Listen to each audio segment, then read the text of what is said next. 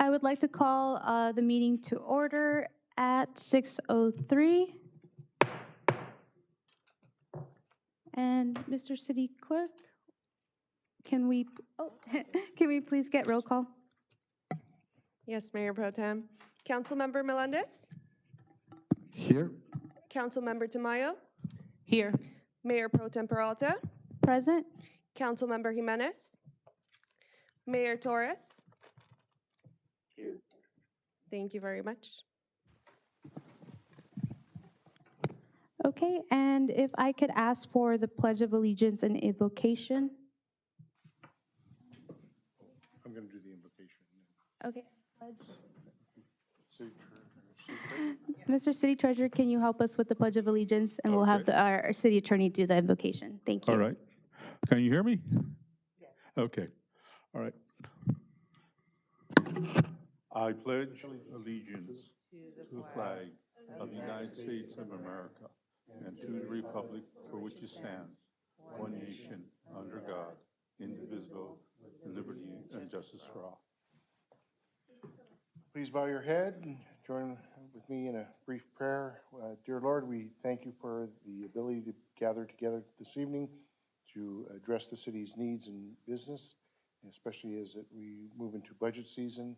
And we ask for your guidance to all the council members and everyone in this room to make wise and prudent decisions for all of Montebello. In your name we pray, amen. Okay, Mr. City Attorney, may you please read the statement of oral communications before receiving public comments for both closed session and regular session Yes, items? Madam Mayor Pro Tem, members of the City Council. At this time, anyone who wishes to address the City Council on, and actually we do have closed sessions, so anyone who wishes to address the City Council on closed session items before we recess into closed sessions should turn in a card at this point in time. I believe we have a couple of cards. Are those for closed session or for open session? Both cards are for open session.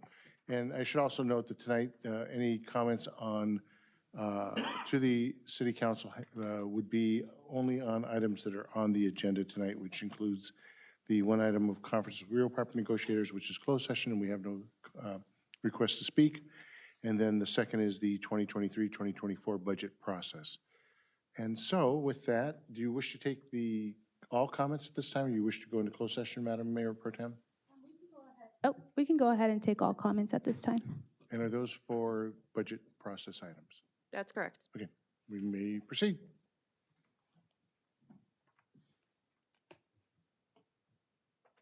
The first speaker is Alexandra Briseño.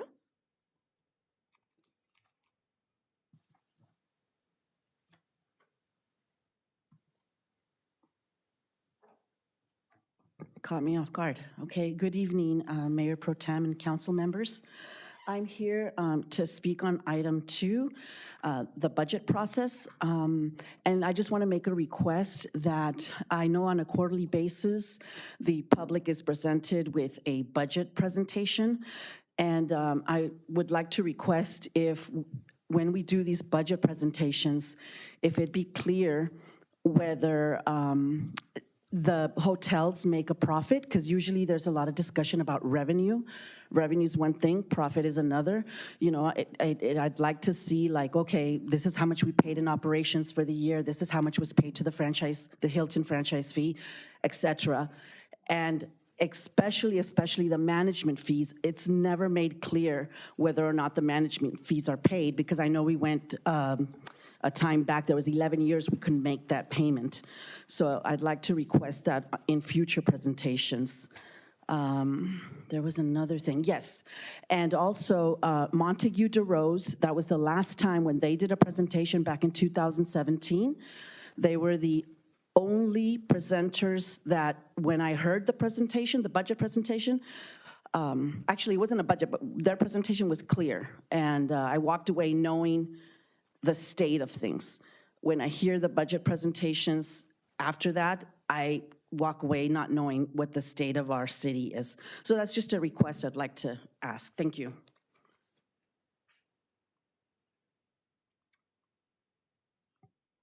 The next speaker is Edward Franco.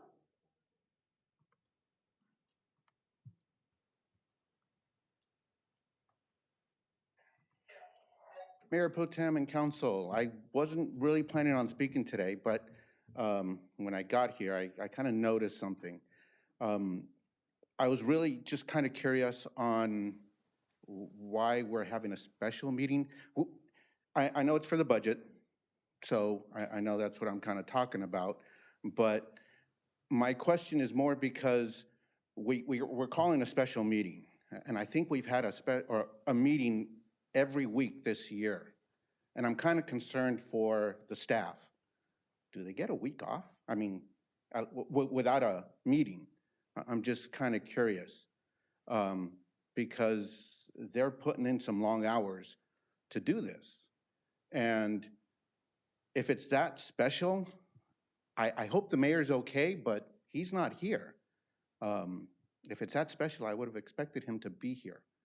So I'm just asking because I'd like to see if we can get a week without a council meeting going on in one way, shape, or form to give the staff at least some kind of a break. Just food for thought. Thank you. That concludes all our speakers. At this time, Madam Mayor, Mayor Pro Tem, and members of the council, we would recess into closed session for one item under conference with the real property negotiators. Thank you.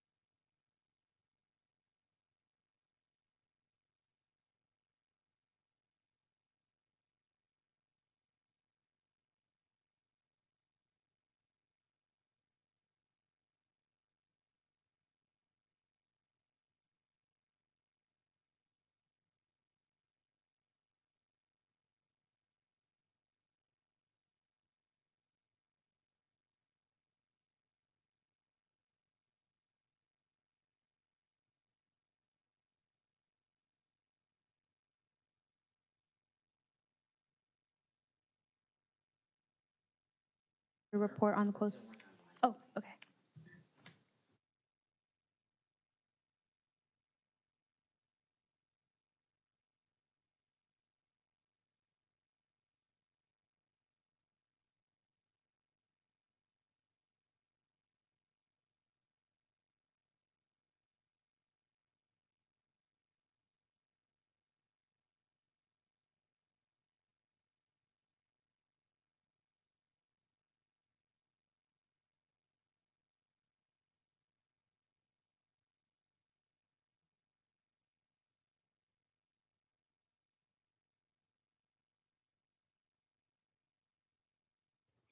Hello, Mayor.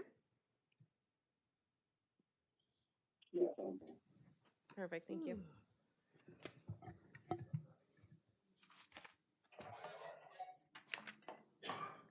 Okay, at this time, Mr. City Attorney, can you please provide a report on our closed session item? Thank you very much, Madam Mayor Pro Tem, members of the City Council. The record should reflect that the City Council, with all 5 members present, discussed the one item under real property negotiations. The briefing was provided to the City Council. Direction was provided to the city's negotiators. There was no final action taken, and there's nothing further to report. It's appropriate to move forward with the open portion of the meeting. Okay, is Ms. Assistant City Manager, is there a staff report or changes to the agenda? No changes to the agenda, but I would like to introduce Michael Solorza, who will be doing tonight's presentation, the Director of Finance. Thank you. Thank you very much, Mayor Pro Tem, members of City Council, thank you. So tonight will be the first study session, kicking off our budget process for fiscal year 23-24. And as always, it's a pleasure for me to be up here talking about the budget, one of my favorite things to do. So we'll have a presentation here that'll just kind of go over some budget basics, kind of outline the process, and then obviously have time for questions. So we'll get going here. So, there we go.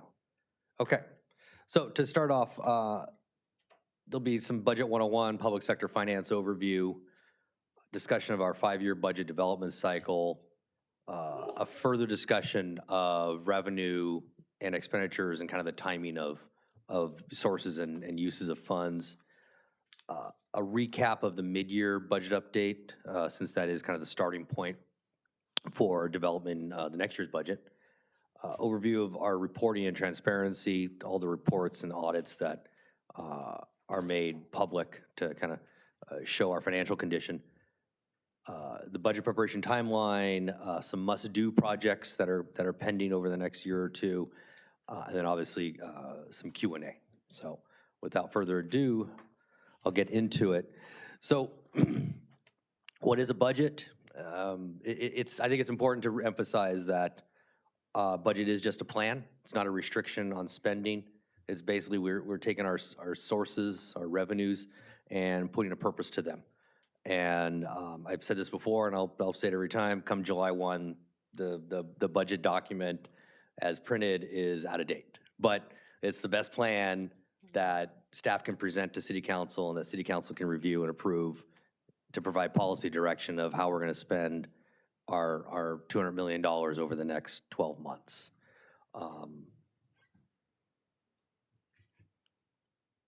So what's important to understand about public funds finance and something that kind of helps understand restricted funds and unrestricted funds is to consider our budget as just a collection of buckets, and each bucket receives different revenue that has more or less restrictions on how you spend that revenue.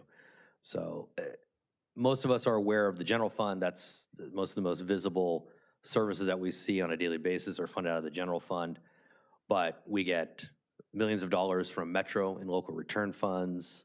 Obviously, we have a large transportation function, Montebello bus lines, that's a separate fund. Our hotels are each accounted for in separate funds. We get money from the state and gas tax. So all of these different buckets put together make the budget. But each source of revenue has its own restrictions. So the largest bucket in terms of the least restrictive revenue sources is the general fund.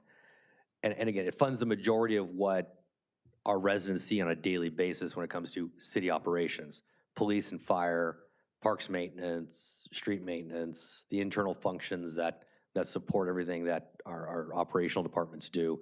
It's the visible things that our residents see that the general fund funds through sales tax, property tax, license and building permit fees, franchise fees. But on the flip side of that, the city also gets restricted revenue, gas tax revenue from the state. I mentioned local return funds from Metro, much more restricted for very specific purposes. Road and street improvements, transit operations. We get grant funds that are, maybe it's a public safety grant fund that is used for purchasing bulletproof vests, things like that. So part of understanding the budget is really understanding the various sources of revenue and how they're restricted and how we can spend them and how city council can set priorities based on those sources of revenue. Now, what's interesting is a lot of time, I spend the majority of time obviously spending on the general fund just because that is what provides those day-to-day services. But when you actually look at our budget, about 60% of the appropriations in our budget are non-general fund. So general fund accounts for about 40% of appropriations. And a lot of services that residents see on a daily basis are also funded by non-general fund sources. For example, Montebello bus lines. Our residents and the region around us depend on Montebello bus lines. $30 million plus operation, that's an enterprise fund, non-general fund. Road repairs, we pay our commitment to PERS, retirement through our property tax override. That's a special fund, completely restricted, can only be used for one thing, pension payments. We assist our low and moderate income community through CDBG and home programs. We have a summer food program, obviously our MCAP that assists our unhoused in the community. Community parks, amenities, grants. The city receives millions of dollars in grants to fund other programs. Again, highly visible, very specific, but non-general fund sources. We pay debt service, again, that's a non-general fund source. And even our former redevelopment agency, we get funding from the county that can only be used for one thing, to pay enforceable obligations of the former redevelopment agency. So it's important, again, in understanding all of the different buckets that put together our budget, that the majority of our appropriations are non-general fund, about 60%. So this 5-year budget development cycle is something that was introduced now 4 budgets ago. And it was a way to envision the progress that needed to be made here in Montebello to bring about some fiscal stability, some sustainability.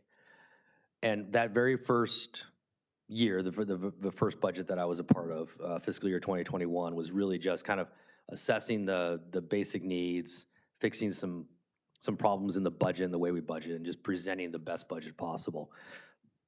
Ever since then, the story has been improving our budget process and improving the work that goes behind presenting that budget document to council and to the community. And each year, the prior year work builds on the next year. So the progress is really measured by our ability to analyze budget needs versus just fixing problems. So in working with individual departments, really identifying what the budget needs are, what the budget priorities are, versus just reacting to putting budget in the right place. So as we progress now in the 4th year of this 5-year cycle, we're focusing on analyzing trends and patterns of spending, as well as trends and patterns of revenue. Refining budget requests and forecasting, so working more closely with departments to really refine their budget requests. And overall, just improving the budget process. Again, this is my 4th budget working here in Montebello. In my 20 plus years of finance profession, this is my 18th budget. And I've told my staff before, most budgets are pretty identical, depending just, it's really the number of zeros you're working with. And over the years here in Montebello, being able to kind of refine the budget process, it does become a little easier year after year. So also, more accurate, better budgets are presented to council. I mean, I'm much happier with the budget that's going to be presented to council this time than the first one 4 years ago. And again, that's just from being able to work with departments and understand spending patterns and where everything hits. So making good progress here in not just improving the budget document itself, but the entire process that leads to a more accurate budget being presented. And when I say more accurate budget, I mean it better reflects departments' true needs and prioritizing purchases and programs. So obviously, we can't spend without revenue. So a lot of focus is on the revenue that the city receives to fund our operations. And we receive hundreds of different sources. We receive revenue from hundreds of different resources, literally hundreds of different resources. And depending on the source of revenue, it's more or less restricted. We get one-time versus ongoing revenue. And that's the balance, right, is balancing our expenses, our ongoing expenses against ongoing revenues. For example, sales tax and property tax, plan check fees and building permits, our hotel operations, franchise fees, all of that is ongoing. That's ongoing. We're always gonna get sales tax. I'll jinx myself here. We lease space on city property for cell towers. That's recurring. But then we also get one-time revenue. We'll apply for competitive grants that will fund certain specific programs or purchases. Cost recovery from the state or federal governments, for example, FEMA, we'll get, that's one-time revenue. We'll sell property. For example, escrow just recently closed on the piece of property we owned in Pico Rivera. We received $1.2 million. That's one-time revenue. So part of the budgeting process is really focusing on ongoing revenue and budgeting against what we can expect, and then anticipating one-time revenue, but not using one-time revenue for ongoing expenses. Welcoming it, I welcome the check for $1.2 million from Pico Rivera, but also not knowing we're not going to keep getting it year in and year out. And then even with whether it's ongoing or one-time revenue, there is a timing of revenue, which plays into how forecasts are done. For example, we receive monthly revenue from Metro, the local return funds, Prop A, Prop C, Measure M, Measure R. State gives us gas tax on a monthly basis. We receive sales tax monthly, but then there's quarterly. We also receive a quarterly true-up from sales tax. We receive the majority of our transit occupancy tax from our hotels on a quarterly basis. Then there's semi-regular property tax, successor agency property tax. For those who own property, as a reminder, it's due in a week. That's a reminder for myself because I need to pay my property tax. December and April are the big property tax payment dates, so we'll see a spike in property tax in those months. So by semi-regular, yes, we can count on January, April, June, and December kind of being the big spikes for property tax revenue. It's not a nice, monthly amount that we receive, for example, from Metro. And then we even get some annually. For example, we receive a franchise fee from Southern California Edison, just received that yesterday, get that once a year. And then, as I'd mentioned before, we receive a lot of grants. And the majority of grants, probably 99% of grants, are reimbursement.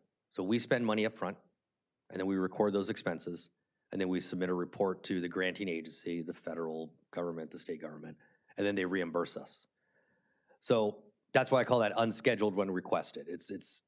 We'll spend, and maybe we'll have a quarterly drawdown. Maybe we didn't spend any money that quarter, so there's nothing to request. But it's not a nice 1/12 or even an even quarterly flow when it comes to grant revenue. So again, all of that timing of revenue plays into forecasting, but it also plays into our cash flow. I just want to share this graph. It's 6 years of balances that the city has with local agency investment fund, state treasurer. And basically that top line is our average monthly balance with the treasurer in the calendar year 2022. Highest it's been in the 6 years. And again, lots of different revenue that we're getting. We're getting new revenue, for example, from Measure H.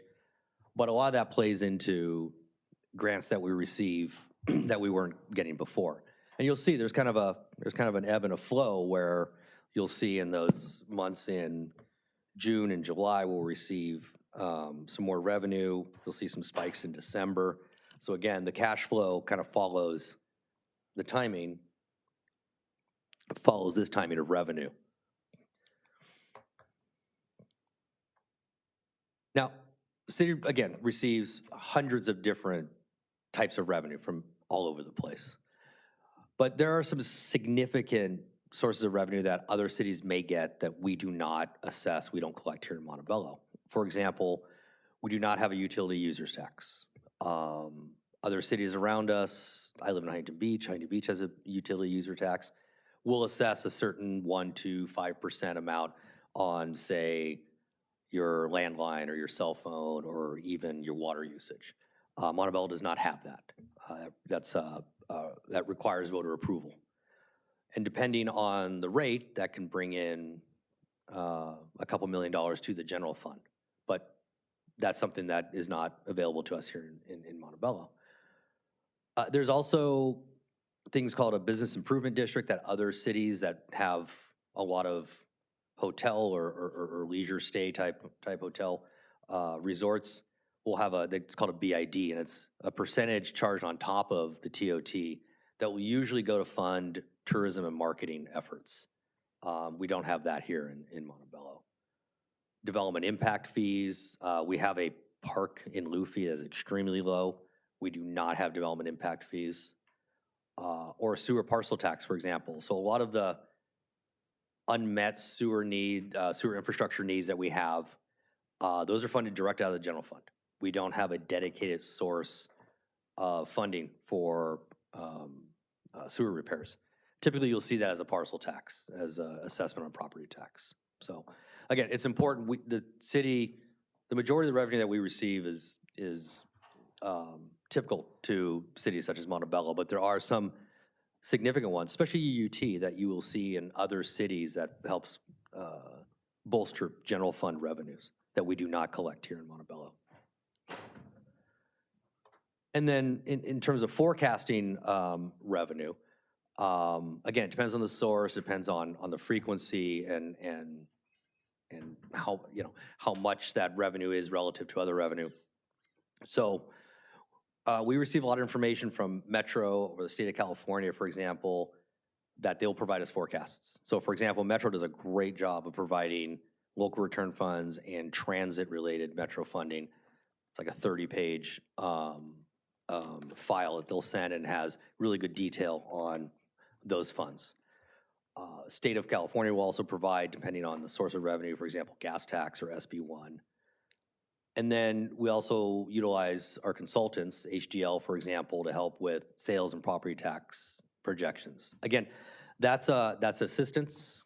There's a lot of in-house expertise that we use the projections and the analysis from HDL to kind of bounce back and forth to see what they say we're going to receive versus what we're seeing kind of real time, what we're receiving.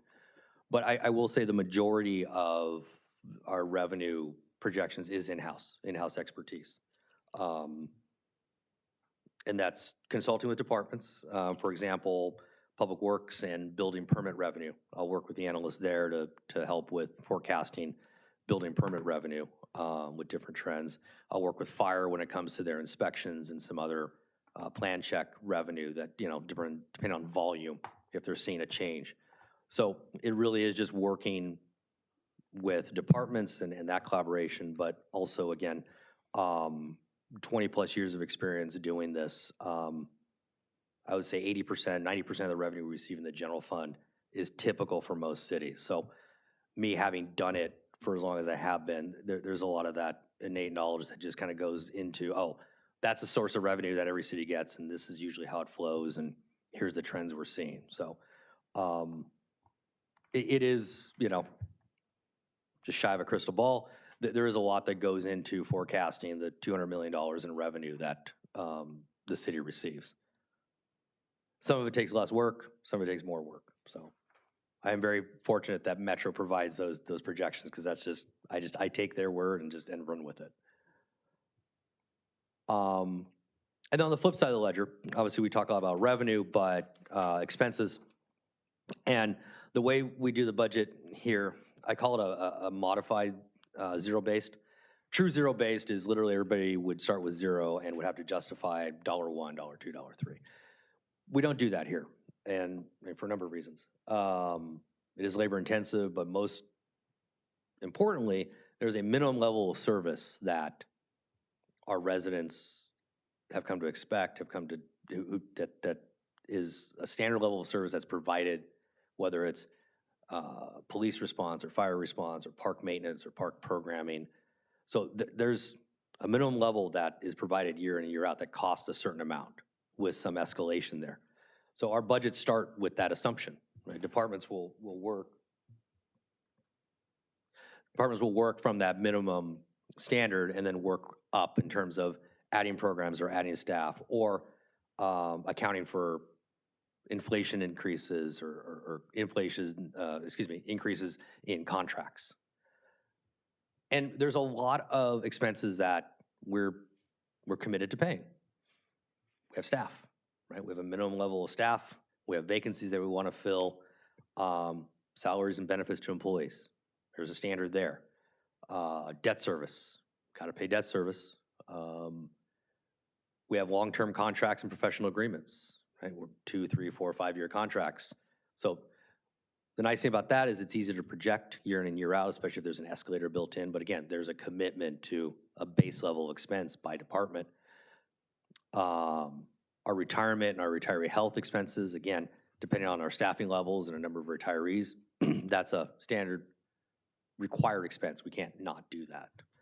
Software licensing, there's software that we use on an annual basis, on a daily basis, that we pay annual licensing fees to. So again, it's important to know that when we do budget, departments start from a certain minimum level and then work up from there in terms of their budget requests.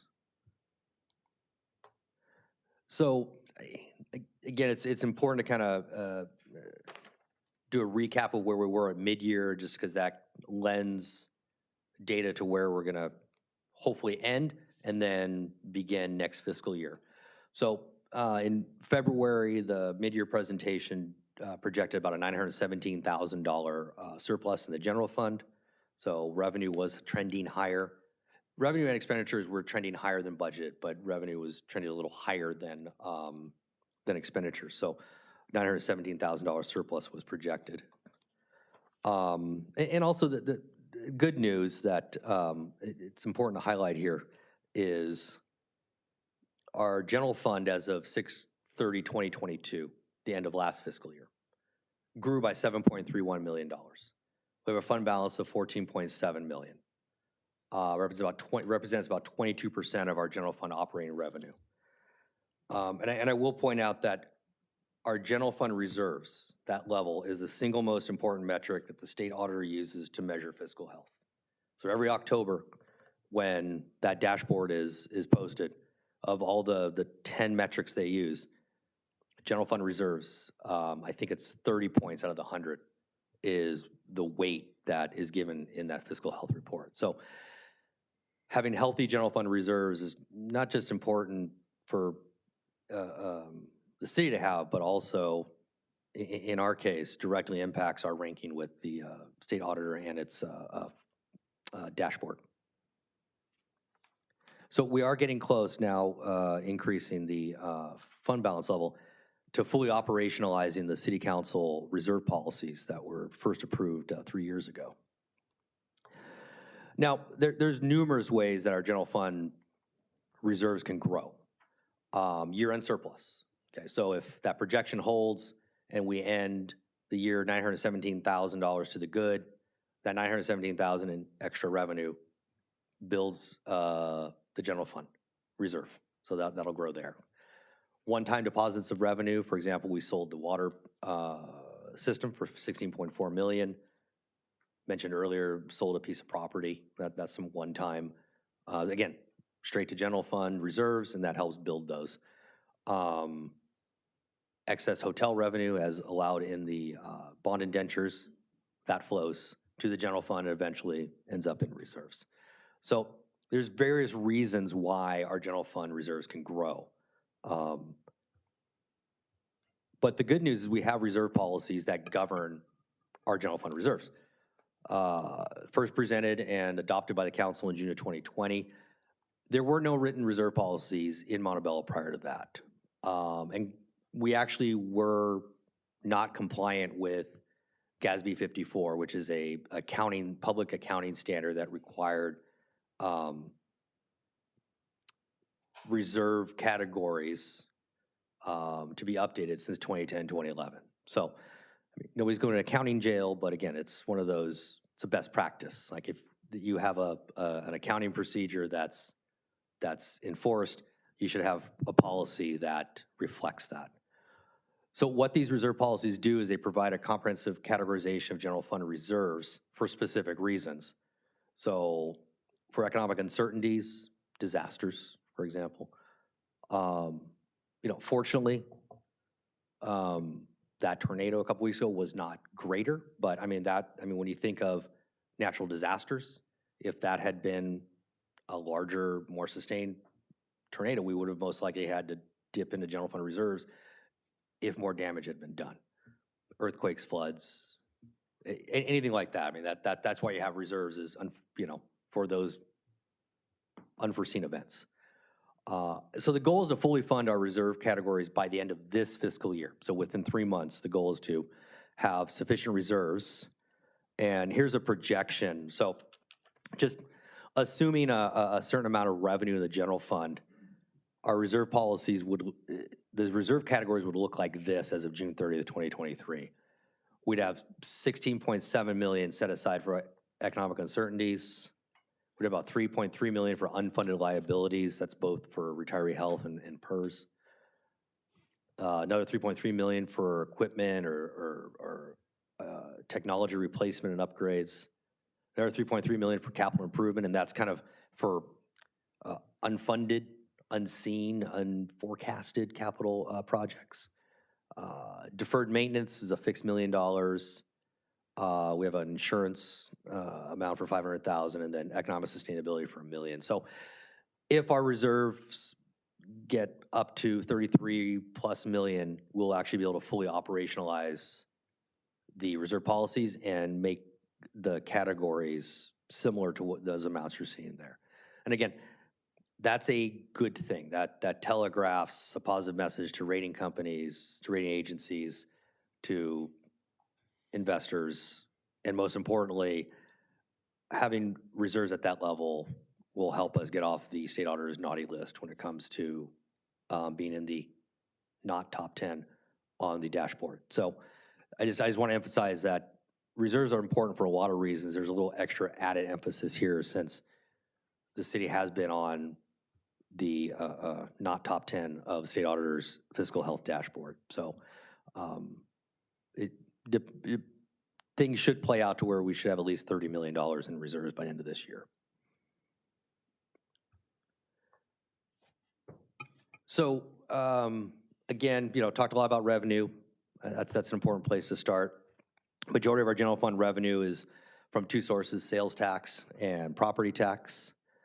But then you have charges for services, that's Parks and Rec programs or plan check fees, things like that. We get franchise tax fees and some other revenue from other governmental sources. Sales tax being the largest single source of revenue. The sales tax we receive is three different sources. Bradley Byrne 1%, Measure H, the 3/4 cent transaction use tax, and then our sales tax sharing agreement with Monterey Park Marketplace. So forecasted just shy of $26 million for the current fiscal year. So that $26 million will I will use that as the base for building 23-24 budget. The updated forecast assumes about a 2.3% growth.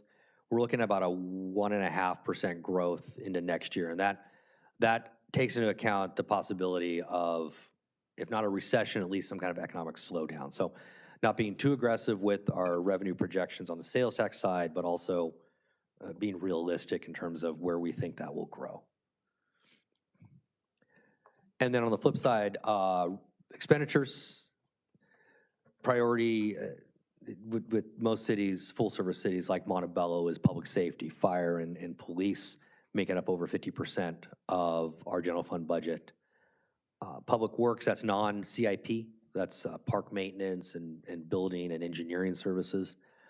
And you'll see some of the internal service functions like finance or human resources. And then community development, which is economic development, code enforcement. Actually, I was going to say the housing function, but that's funded CDBG and home through non-general fund. And then, again, as part of that 5-year budget development process, there's been budget development, budget process improvements over the years. Continuing to work more closely with departments. I do have to thank my fellow directors. It's been easy. Now we're going into 4 years. There's a benefit to having that stable executive leadership and having the same people to work with. I mean, we kind of know each other's moves, and they know what I ask for, and I know what they're going to ask for, and there's an importance there that the continued collaboration has benefited from that stability at the executive team level. And then, as I mentioned, it's a zero-based, it's a modified zero-based budgeting, really looking at right-sizing, making sure our expenditures fit within the revenue that we're going to receive. At the end of the day, looking to achieve sustainability and stability through fiscal discipline. So again, working with departments, working with the directors, working with their analysts and their staff to really budget appropriately, but also to follow the budget during the year, which sometimes can be harder than other times, but we try. And then as part of budget development, I mean, this is just one bite at the apple in terms of presenting our finances. There is significant reporting and transparency that's done on a regular basis. The quarterly budget updates that council receives, monthly investment reports, as well as a quarterly treasurer's report. There's quarterly sales tax updates, annual property tax updates. We get the ACFR, which will be presented on Monday. Again, the annual budget process, which we're beginning right now. We have our Fiscal Accountability and Investment Committee, as well as a recently established Financial Reporting Ad Hoc. And it's also important that it's not just us that report on ourselves. We're required, depending on federal and state and even county funding, to be audited. The County of Los Angeles, for example, Metro audits us every year for how we spend our Metro local return funds. HUD will do spot checks. We have to do a single audit of any federal funds that were received. And we receive significant amounts of federal funds, so we always have a single audit. That's a separately published document by our auditors. Federal Transit Authority, I mentioned HUD, Caltrans, FEMA, County of Los Angeles, they all will perform their own external audits. So I point that out just to make sure that it's not just us, staff, reporting our own financial results. There's external government agencies that also audit us based on the source of funds. So for the budget for 23-24, the budget process internally starts in January. In terms of the preparation, the legwork that's done to prepare for example, the M&O, maintenance and operation, non-salary, non-benefits. Maintenance and operation budget requests, those were sent to departments. They were due last week. That's the initial requests from departments that say, we need $50,000 for this, or $20,000 for this, or $1,000 for this. Those are those initial requests. There's an initial CIP review, working with Public Works, James and his staff, in terms of putting together a CIP. And also, I want to point out that when I started, the CIP was not taken with the operating budget. CIP was typically taken in August or September, October, which is unusual. Like when you present a budget to council, it should be not only operating, but capital. So in the last couple of years, we've aligned that, and the CIP budget now goes with the operating budget, which is typical. And then there's supplemental budget requests. And as mentioned before, there's the baseline budget that departments present, but then there's items such as new staff or new programs or expansion of programs. That's handled through the supplemental budget process. That allows staff to prioritize requests. Cookie jar is only so big, so we can't fund everything. You guys hear that? So the M&O justification, maintenance and operation justification templates, they're requested amounts.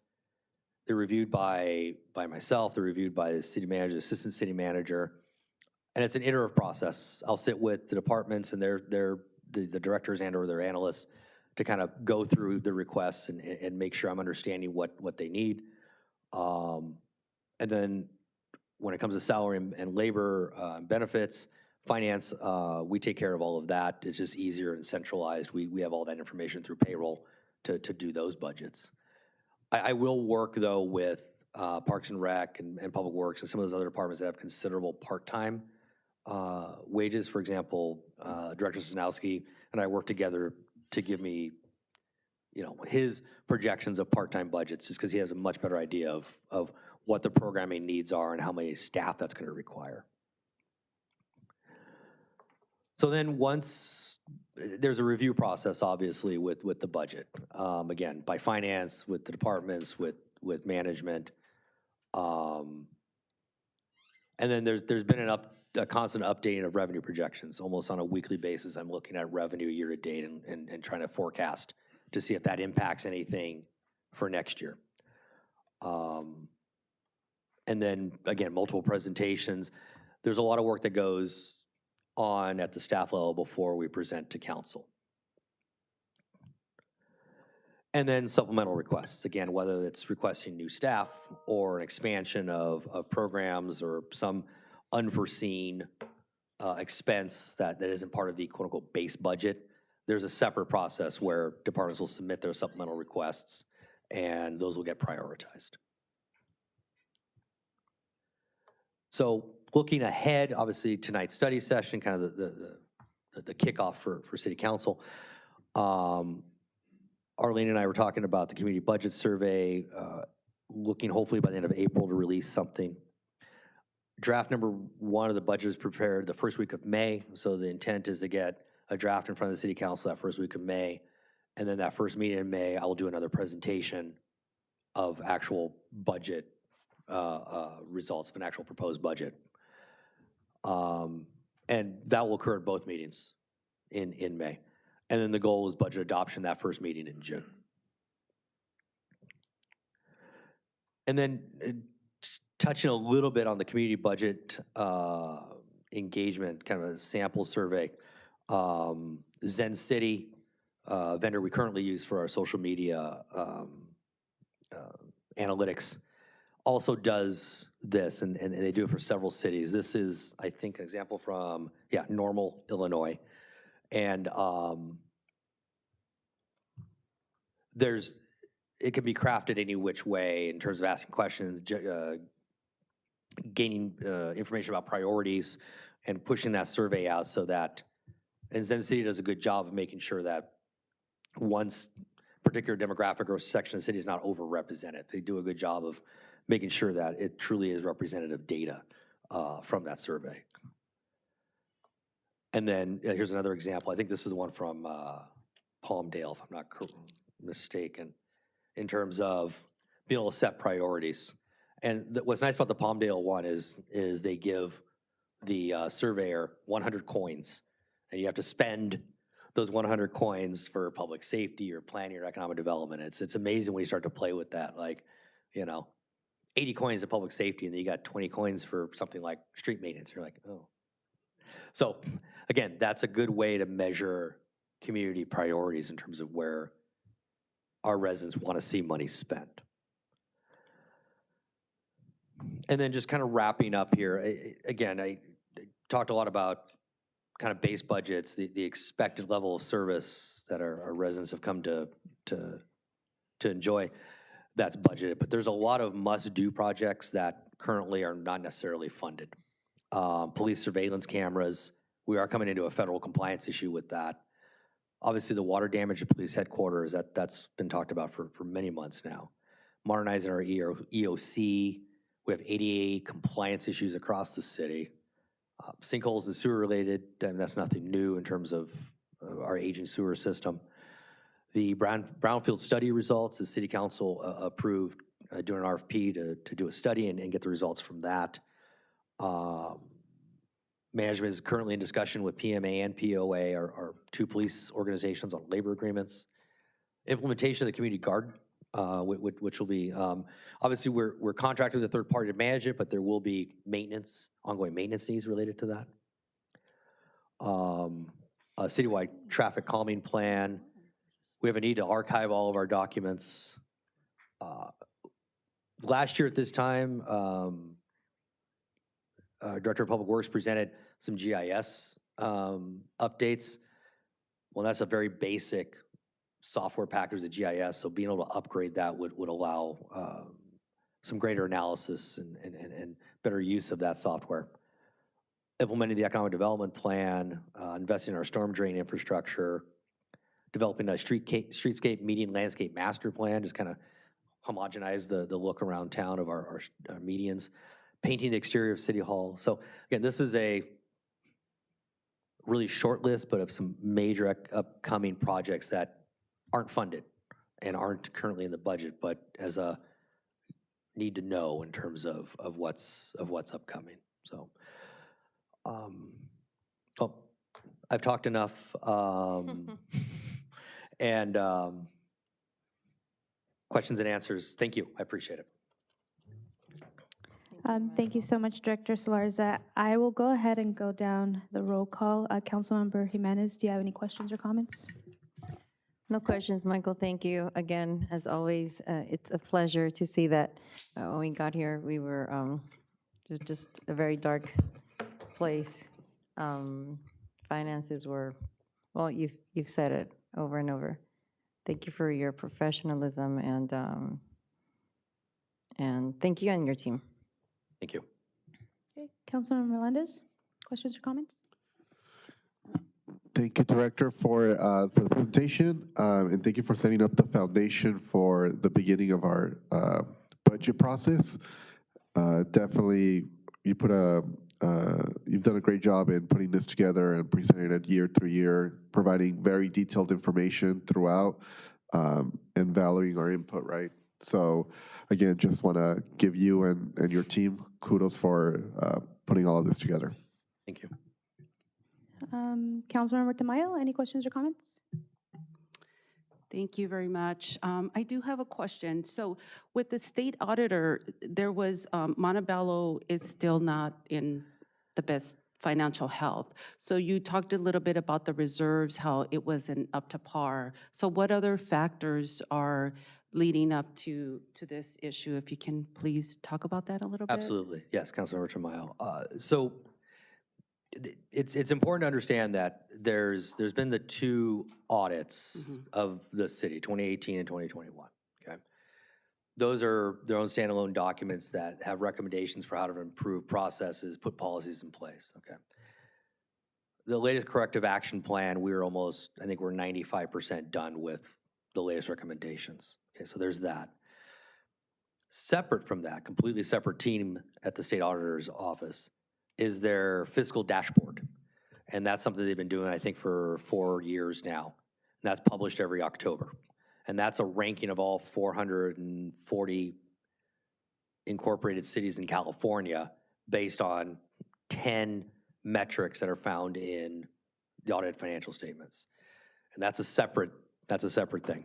So those 10 metrics, it's general fund reserves, off the top of my head if I can remember them, cash balance, debt, our OPEB, which is retiree health, funded status, our PERS, our pension liability. There's a few more, but those are standard financial numerical values that they find out of our last ACFR. And they'll use that, they will score it, and then they put it in their rubric, and then they publish 1 through 440. And then that's how the dashboard is updated. So if you go to the dashboard today, I think we're ranked sixth or seventh. It's one of those lists you want to be 400th. Right. Yes. The biggest contributing factor to that is the general fund reserves. Because they have, out of the 100 points, I think that's worth 30. Some items are worth 5, some are worth 15. So the general fund reserves has the greatest weight in terms of the score for the 100. So as a percentage, I think at the time we were maybe 5% of general fund reserves. Getting above 25% should help us get higher on that list, which means we get out of the top 10. Okay, so yes, that's what you were describing a little bit about the reserves being. Yes, I was describing the dashboard versus the actual data audit and its follow-up from 2021. Okay, great, thank you. And another question, so I know you talked a little bit about the survey and that's put out. Does the survey that come back, does it reflect the community's priorities? In other words, what they feel is important, and you look at the budget, is that a reflection of the community's priorities, or do you see some differences? To answer that question, Councilmember Tamayo, this will be the first year that we'll be incorporating a community survey element. This was based on Mayor Pro Tem Peralta's request a couple of months ago, and also working to incorporate another survey request by Mayor Torres regarding the use of ARPA funding. And so some of the that new dashboard will not only allow us to survey community members about how they would like to see, 100 coins, right? And there's usually, every city that we've looked at has like 10 elements, right? They want parks, public safety, the kind of general ones. And then in that dashboard, it will allow a community member to just have a text box and say, I would really like to have a new park, or, road improvements and things like that that are kind of part of the survey, and we'll aggregate that data as well. And then there's a part of this particular survey dashboard that we would incorporate, for example, this PowerPoint presentation in that, so that our community members will have a place to better understand our finances 101, and they can go to it and get all this information. And so this has not been published. This is something we're adding. It's something new, and we are hoping to launch it by the end of this month. Excuse me. So that information will just, advise us of the community sentiment about how we're using our funds. Now, as we mentioned earlier, some of the funds, we were already obligated to pay. So, but it will also reaffirm some of the plans, results that we've already done. So for example, when we did the park master plan, there was a lot of people that came out and were really interested in that, right? And then when we talk about the general plan, there was some other people that are really interested in economic viability. So those are types of things that we're hoping to capture and then inform the council and staff, obviously, on what's important to our community members that participate in that. And so as Michael had, Director Solorza had mentioned, one of the great advantages now of the technology that's out there, we can, through Zen City, actually solicit responses by districts, and making sure that, let's just say we want a 5% response by every district, I'm just making that up, then they would work really hard to try to get that, at least to try to be as representative as possible. So some of the areas that we'll ask for consideration will be general concepts, right? And so we want to make it as general so that a layperson would understand, streets, right? We would maybe be a little more technical, right? We would say sewers. Well, most people aren't going to say, yeah, I really want sewers, right?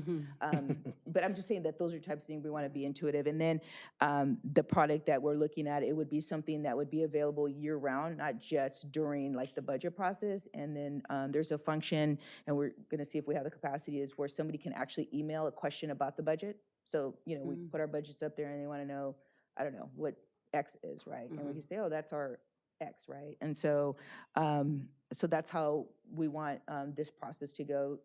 And so this will be our first year doing it. I know it's a long answer, but so be thank you. patient with us as this is something that's new that some cities are getting into this opportunity to engage their community members. And so we're hoping that we garner both a sense of priorities from the community based on what we have available and what we're already tracking. So,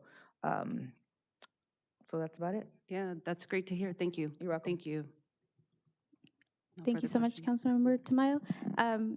First off, just want to thank you so much, Director Solarza, for the presentation, as well as your staff, the rest of the departments who all work together to contribute to this budget process.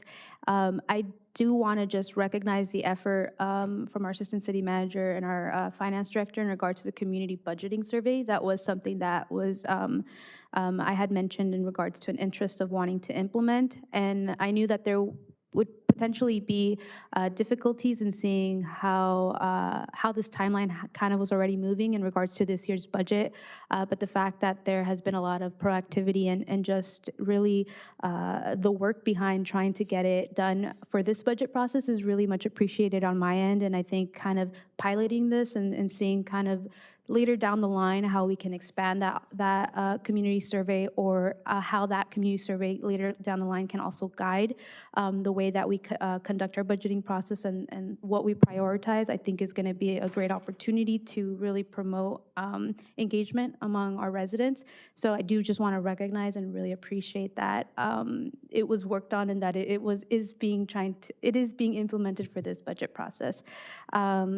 And so with that, I do have a few questions in regards to fees. I know that the city is conducting or is doing an ongoing fee study to look at how we restructure our fees. Is there a timeline for that? And in regards to those changes, do we see those changes coming into effect for this next budget process and how that can affect the incoming budget? Yes, so the city's engaged a third-party vendor to help with our cost recovery, our fee study. Every department has had the opportunity to review their current fees and to give feedback to the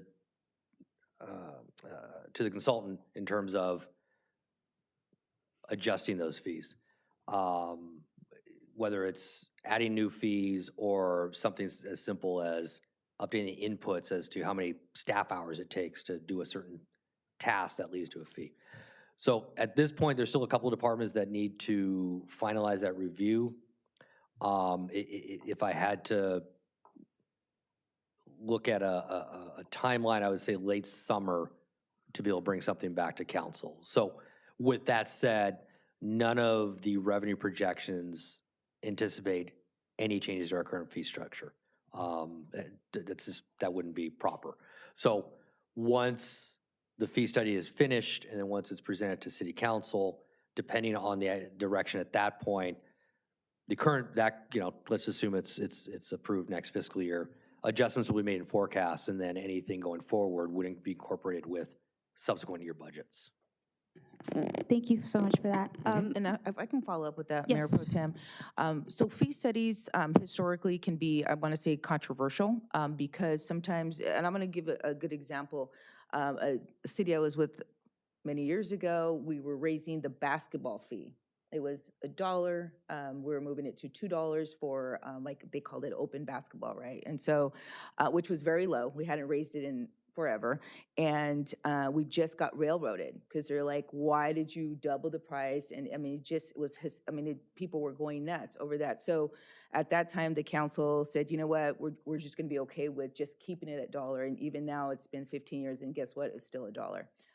But then in other fees, it made more sense, right? And then it allows also the ability for council to say, you know what, we don't really want to charge that. We get that's the cost recovery.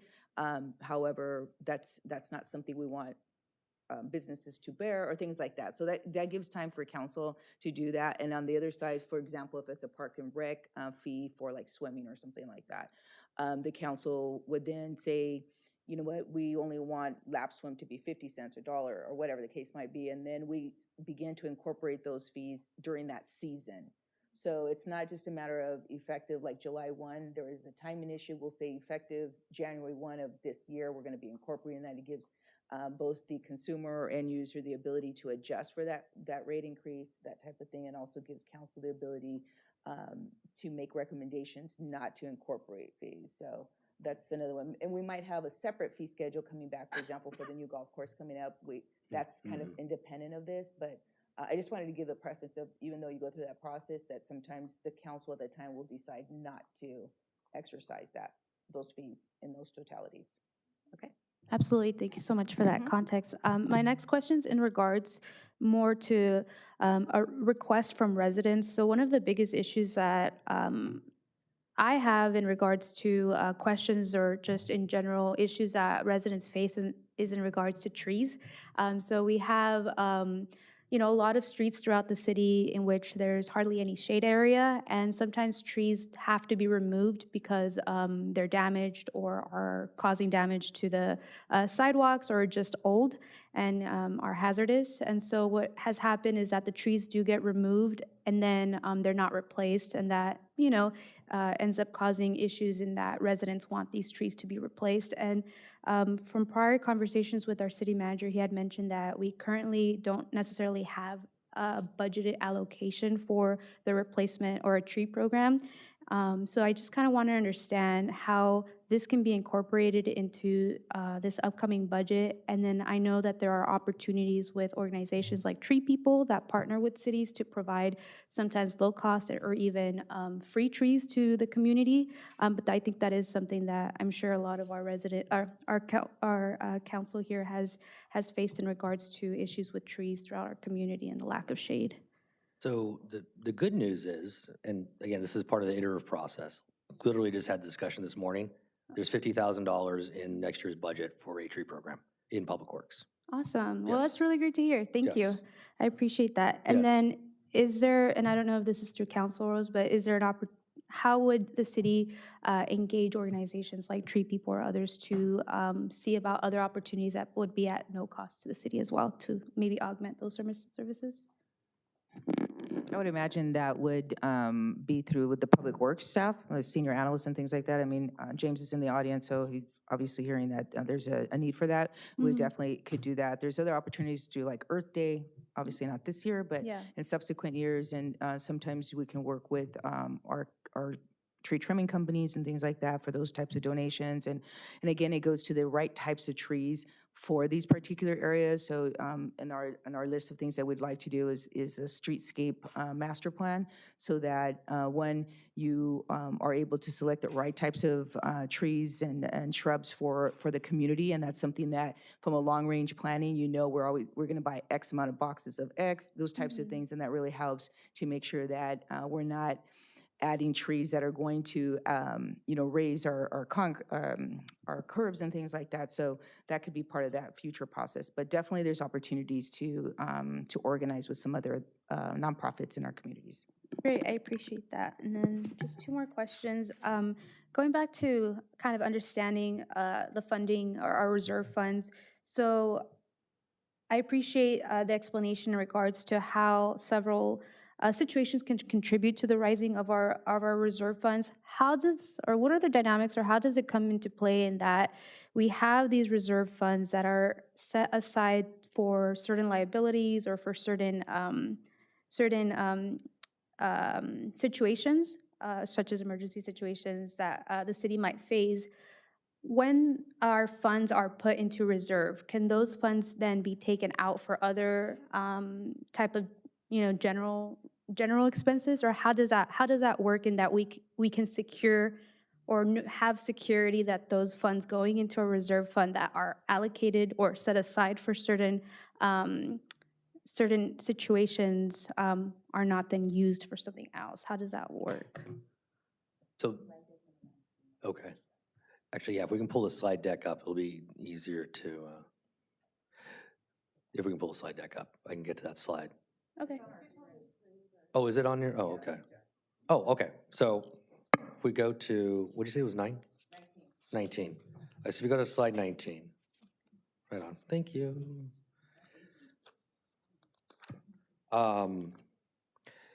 So The good news is there it is. Oh, awesome, thank you. These policies approved by council can be amended by council. Okay, so first of all, these are the reserve buckets that exist today. Doesn't necessarily mean they need to exist going forward, or even at that amount. Council could decide, you know what, we want 50% for economic uncertainties, or maybe 5%. Okay, so those things can change there. But in terms of, these are policies, these are guidelines, city council retains ultimate authority to say, you know what, this is a higher priority. We want to appropriate $2 million from reserves for this particular project or policy directive. And it doesn't necessarily have to be one of those predetermined buckets. But again, it would be a formal action, right? Present a agenda report to council with the wherefores and the whatnots, and then appropriating those funds for that specific use. So the way the policy is set out now, it's more of a kind of an automatic. That's where everything goes. But one thing I will point out, if you look at the bottom of slide 19, there's that 6.6 million of unassigned.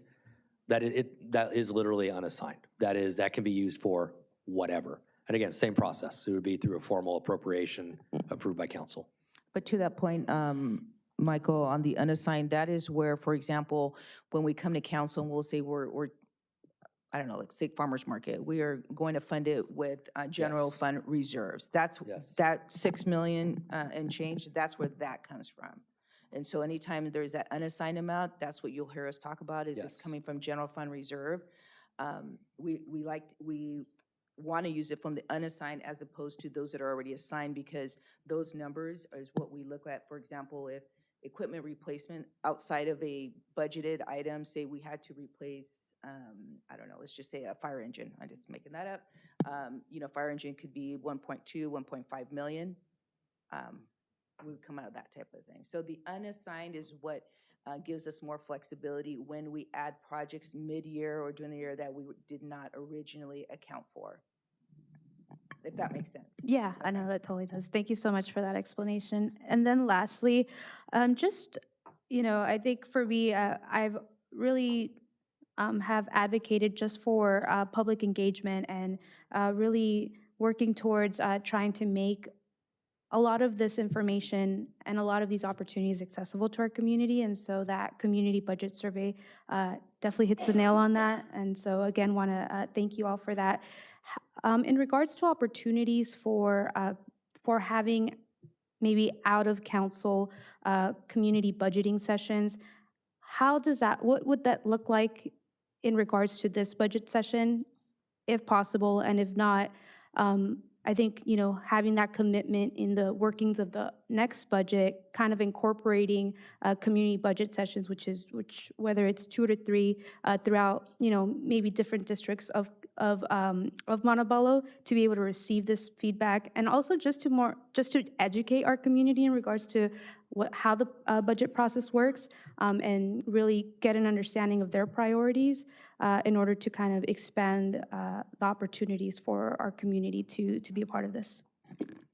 To that point, I think from being realistic, I think the first launch would be to initiate this initial platform, do the community survey, and then for next year, I think it would be reasonable for us if it was council's direction to go out into the community, be more outside of City Hall and go into, like say per district, and maybe go through this, every dollar, because we hear that a lot, like my property dollar, but we only get, 8 cents for every property tax dollar? Yeah.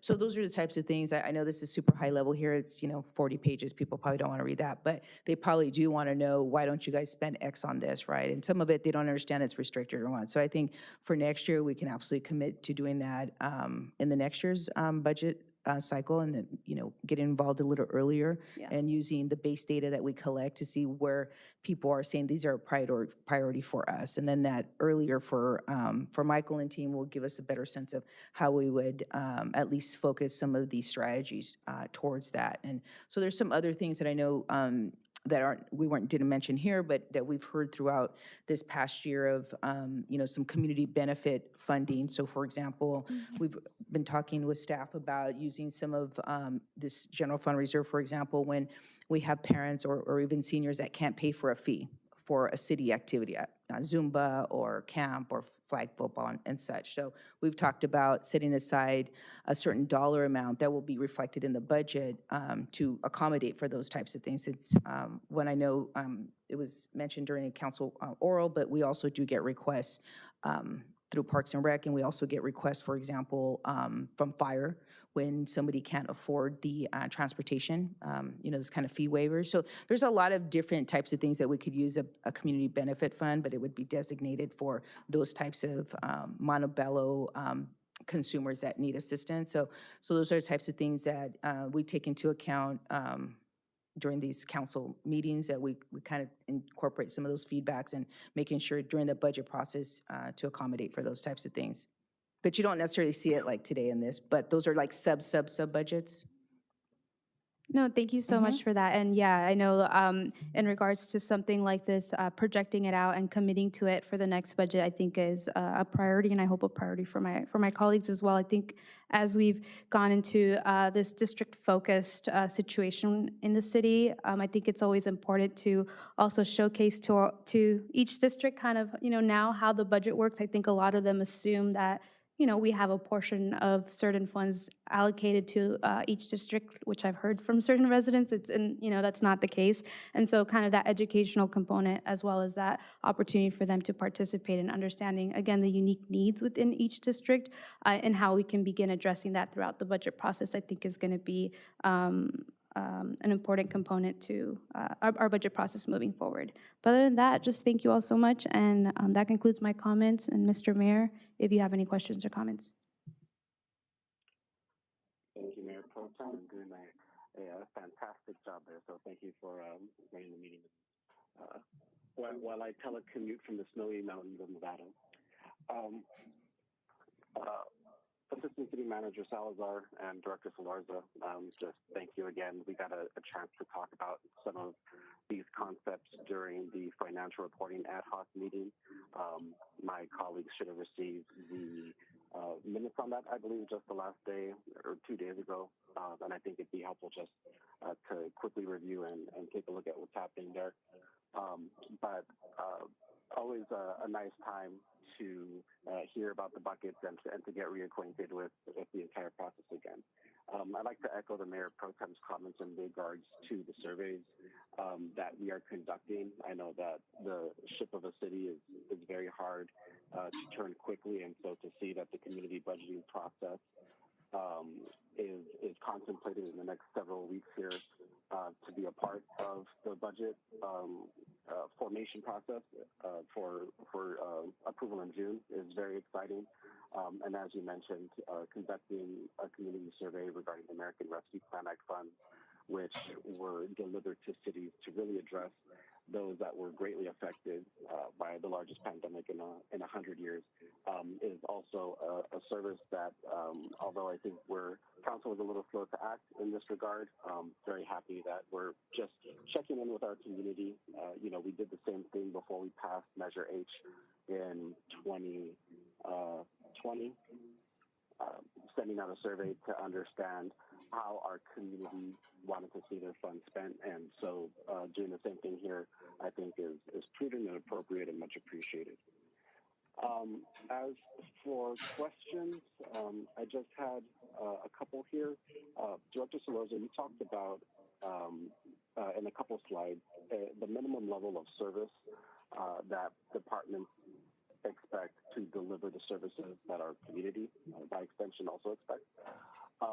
And I was just curious if you can talk a little bit more of what that looks like, and if council would be able to understand how our departments prioritize. Is that a presentation that we could get from the department heads just to kind of better understand their operations and kind of where the real crux of their operations lies? Yeah, let me take a stab at that. In terms of how departments prioritize, the direct input is when they submit their maintenance and operation requests. Whether it's a continuing contract service and, okay, we spend $400,000 a year with for tree services. Okay, so there's $400,000 there. Or, as discussed earlier, adding $50,000 for a tree program. That's something new. That's a priority. So in terms of where the money is asked in a budget, that's kind of the initial priority setting. And again, the majority of those asks are for ongoing services, landscape, custodial, plan check, scanning documents. It's those tasks, those programs that we've already established that we continue to do, or even on the staffing level. You know, a perfect example is working with Director Cisnowski and the part-time staffing levels.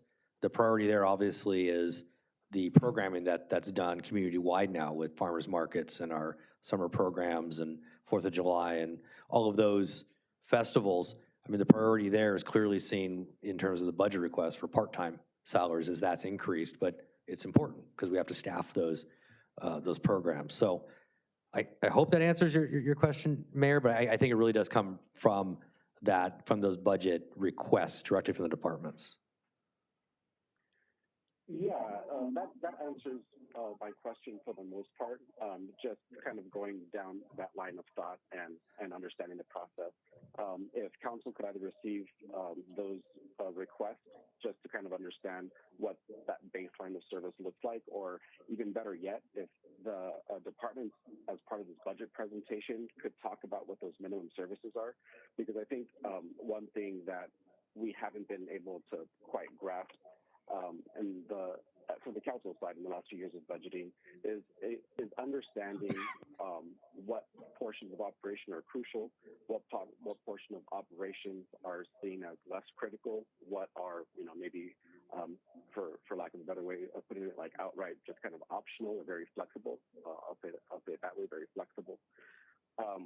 If we could get that information to more accurately understand, you know, kind of the way the city operates, that would be great during this budgeting process.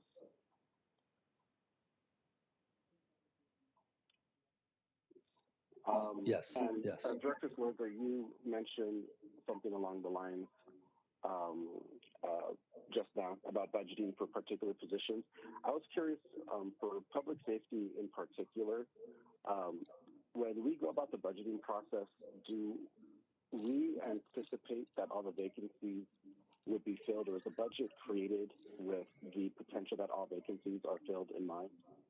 Or is there, in a way, structural vacancies that we anticipate for the year and balance the numbers, assuming that certain positions won't be filled?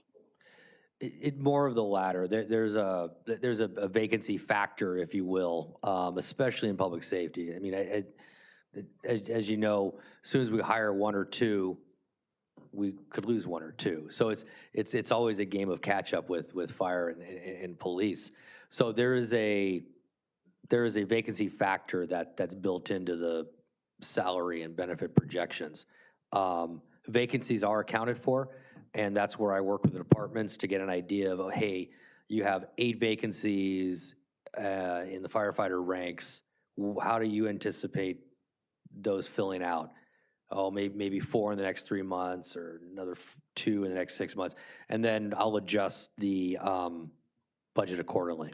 So it's a bit of a combination of art and science in terms of trying to work with the departments to get a plan, a best case scenario plan for recruiting and filling, and then also knowing that we will lose staff through attrition during the fiscal year.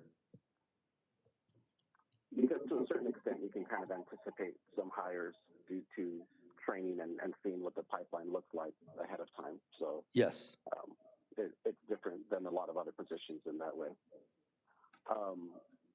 And talking about public safety, we recently had a presentation by the chief where he talked about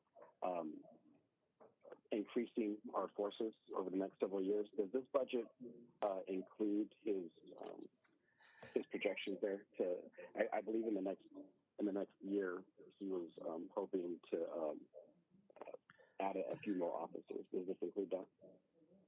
So at this point, the initial budget that's been entered does not, but that's part of the supplemental request process. So once the supplemental request forms are released next week, that's the opportunity for departments to basically put their wish lists in. In this case, if the police chief has a hiring plan for adding bodies, that would be part of the supplemental request. And then depending on priority, depending on timing and ranking, the proper amount of budget would be added based on the supplemental request. Okay, and so, and doing it by that process, do you feel that we allow enough room around the way to accommodate any unanticipated and very positive results in terms of hiring, particularly considering that police and fire are a little bit more burdened in terms of their load and having to do overtime? It seems that those numbers could increase really quickly.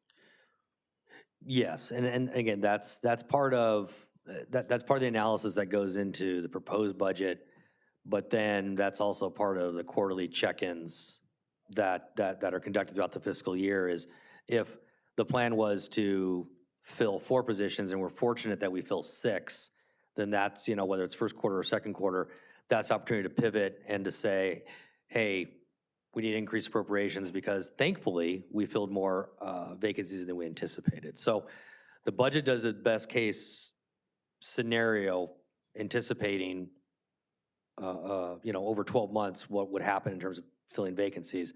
But then those quarterly check-ins is another opportunity to update real time what's actually happening. I understand, thank you. Moving a little bit out of the realm of public safety and more into the general workforce, at the recent quarterly budget session, I believe we saw proposed amendments to the table of organization and the addition of positions. I was curious if we would be seeing that again as we go through the budget here, and if so, just want to really reinforce that along with the proposed changes that council receive a little bit more of a description on what's going on there in terms of what we hope to accomplish by adding these positions, what services we expect to improve, and what their job function is going to be. If we're removing positions, why that is. I think you guys did a really great job last year when you explained how Public Works was increasing, but I believe Parks and Rec was decreasing, and just how the organization was realigning what the goals and mission of these departments were. So kind of like in a similar fashion, understanding that. And also to say, to make this comment as we go about the budgeting process, that I think one of the common concerns and complaints that I've received from residents is the ability to just really have access to City Hall. So as we go down this line, I think one of the conversations that I would appreciate is talking about, how we're expanding our office hours to serve the residents. So, they can come in at almost any time of day and talk to someone behind the counter. I think also really making sure that we're, delivering, kind of like, as you said, the services that our residents expect, because I know, in particular, members of our business community have, kind of wondered or been a little bit at a loss when it comes to licensing fees and different things. And so as we look at right-sizing our organization for our city, I think that there's steps that we can take to reinforce those areas. And then also, just to restate my passion for public engagement and getting out public information is really supporting our clerk's office with the technology and staff and software that they might need to really get that information out there. I think we've been doing a much better job with FOIA requests and California Public Record Act requests. I know with some of the changes in our council procedures and expanding the opportunity for the public to speak, it may get a little bit more hectic down there in the well. And so I appreciate everything that staff does and our city clerk does to organize it and help us run as orderly as a meeting as possible. But there were some comments that I had shared, just saying that, when it comes to agenda management, when it comes to records, I think I'm interested in seeing a city hall that lives in the 21st century and takes advantage of the technologies that we have to make things easier for our residents, to make things easier for staff, and ultimately get everyone much more on the same page more easily and more expeditiously. This is a question regarding the general fund reserves. You talked about how there is a metric on the online dashboard, how general reserves seem to take up kind of like a disproportionate portion of significance on there, being 30 points out of 100. And that our goal is to fully fund the general fund reserves by June 30th. I was just curious, in those figures, are we still using American Rescue Plan Act dollars that were marked as, and the term escaping me, I apologize, revenue loss and parked in the general fund reserves? Are those numbers still out there? So the general fund results as of 6/30/2022, last fiscal year, included the recognition of 6.1 million in that revenue loss from ARPA. There's another 4 million pledged to the ongoing information technology, network, server, software upgrade. But the remainder of that revenue will be recognized either the end of this fiscal year or next fiscal year. And for example, another use of those funds is for our sewer maintenance, our sewer infrastructure projects. And we've had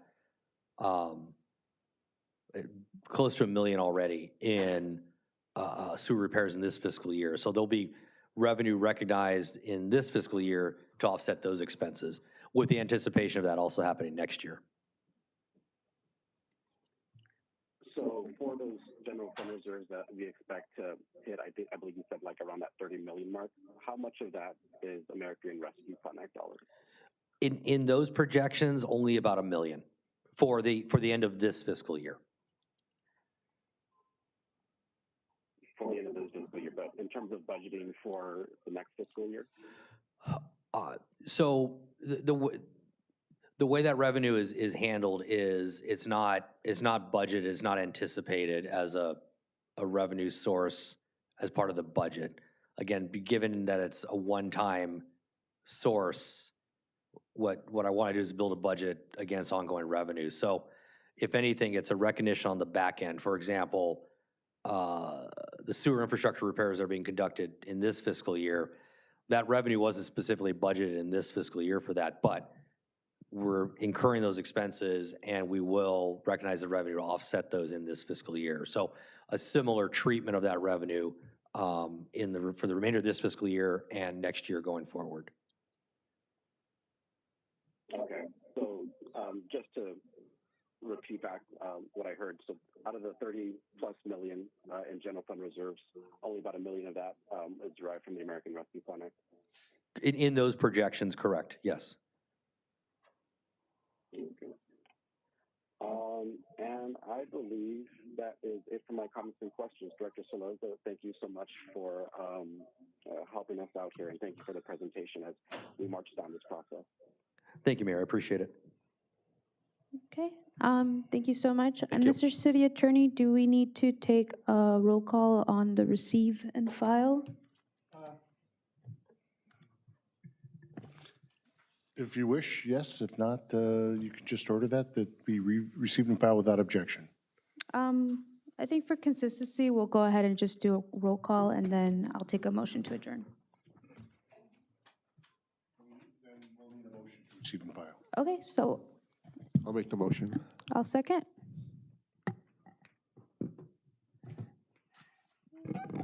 And can we get a roll call? Yes. Thank you. Councilmember Melendez, Aye. Councilmember Tamayo, Aye. Mayor Pro Tem Peralta, Aye. Councilmember Jimenez. She stepped out. Mayor Torres.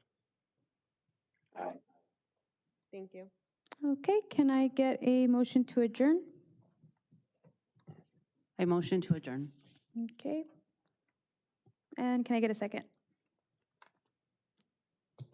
I'll second.